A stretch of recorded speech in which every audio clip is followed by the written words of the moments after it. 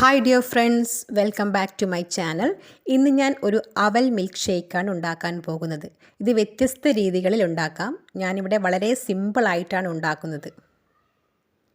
ഒരു ബൗളെടുത്ത് അതിലേക്ക് ഒരു പഴുത്ത റോബസ്റ്റ പഴം തൊലി കളഞ്ഞിട്ട് കൊടുക്കാം.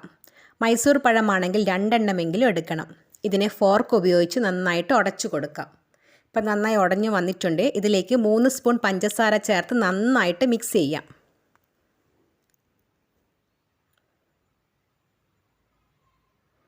ഇനി ഇത് ഒരു ഗ്ലാസ്സിലേക്ക് മാറ്റാം.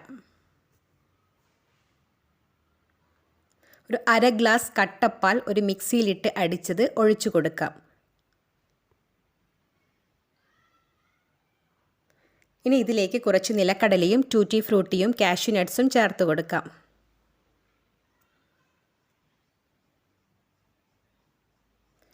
ഞാനിവിടെ പൊരി അവലാണ് എടുത്തിട്ടുള്ളത്.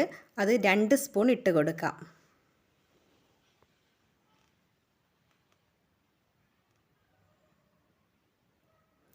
പൊരി അവലില്ലെങ്കിലും സാധാരണ അവൽ ഒന്ന് റോസ്റ്റ് ചെയ്ത് എടുത്താലും മതി.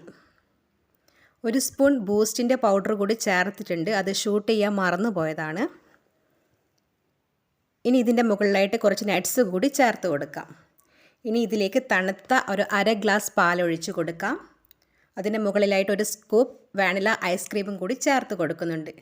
ഇതിൻ്റെ മുകളിലായിട്ട് കോൺഫ്ലേക്സും ടൂറ്റി ഫ്രൂട്ടിയും നട്ട്സും അവലും ഇട്ട് കൊടുത്ത് ഇതിനെ ഒന്ന് ഗാർണിഷ് ചെയ്തെടുക്കാം.